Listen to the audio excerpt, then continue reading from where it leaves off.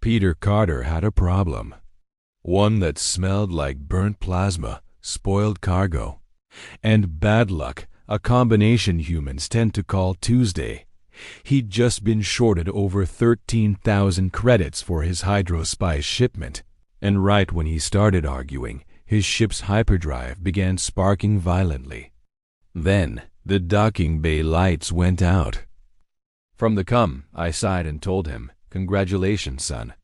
You're officially bankrupt and about to float into a vacuum." But then everything changed. He met Lyra Varen. Green-skinned, violet-eyed, and with a smile that could melt a mercenary's heart. She was also incredibly wealthy, but Peter didn't know that. He just saw a beautiful scavenger who laughed when his last box of hyperspice exploded, covering him in glittering residue. That laugh was the beginning of everything. Lyra, seeing his misfortune, offered him a partnership, a joint trading venture. She'd provide the capital, he'd provide the street-level hustle. Peter almost fainted. I lectured him, of course. "Son, you don't just accept alien money. That's how people disappear into black holes." But he just grinned and said, "Dad, she seems trustworthy." Naturally, I had to show up. A retired major can't let his son get bankrupt or fall in love without supervision. My first meeting with Lyra went exactly as you'd expect. "So, you're Lyra," I said.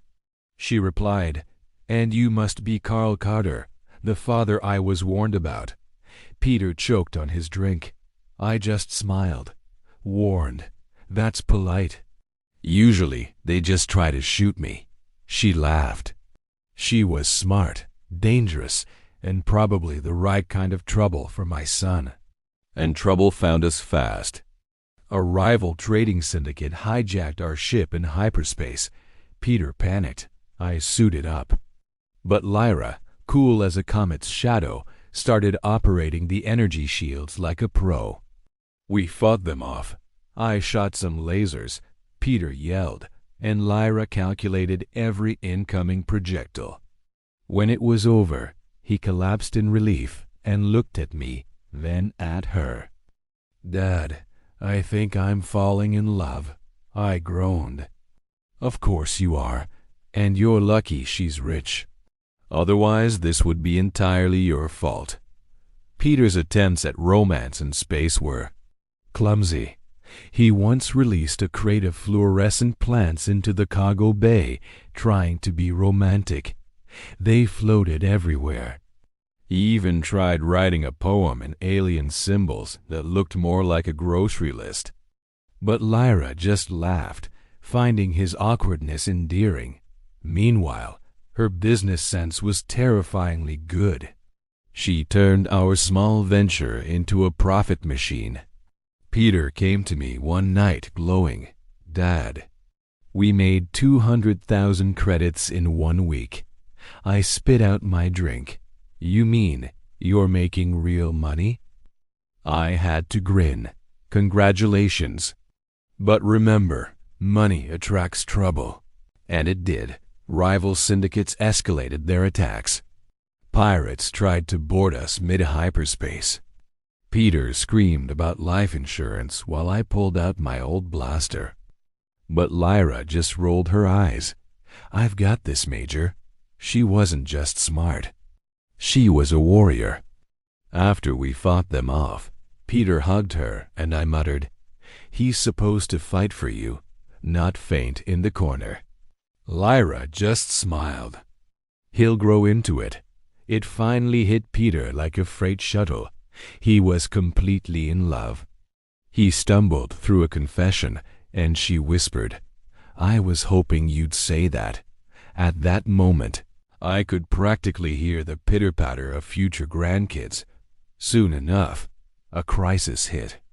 An old rival kidnapped Peter's best friend. I dusted off my old major uniform. "Son," I said, "if I wasn't here, who'd yell at you while saving your life?" The rescue was pure chaos, but we pulled it off. Peter proved he could think under pressure, and Lyra kicked so much alien butt, I considered retiring again just to avoid embarrassment. After that, something changed in Peter. He wasn't the bumbling traitor anymore. He was confident. One day, during an energy storm that nearly tore the ship apart, he calmly rerouted power, saved the ship, and grinned. I think I'm a traitor now. And maybe even a hero. It wasn't long before he held his first child. He froze, terrified. Good, I told him. That's how parenting works. You survive by sheer luck and stubbornness. Parenting in 0G was a comedy of errors. Diapers floated like confetti, but together they figured it out. Even when pirates attacked, the baby just slept through it all. Peter looked at our child and said, "Dad, I think our child is already braver than I am." I nodded. That's the Carter way. Fear is just a suggestion. Chaos is mandatory. Months turned into years. Our trading empire grew, and so did our family. Peter and Lyra had more kids, each one mischievous and terrifyingly smart. I taught them sarcasm and tactical thinking. Peter tried to keep things orderly. Lyra just smiled at our combined madness. One evening, watching our family on the observation deck, Peter held a child in each arm and smiled at Lyra. I never thought life could be this. Perfect. I puffed out my chest.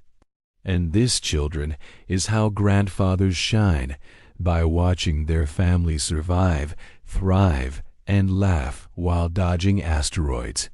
Mission accomplished. Grandchildren acquired. Thanks for watching. Like and subscribe for more stories.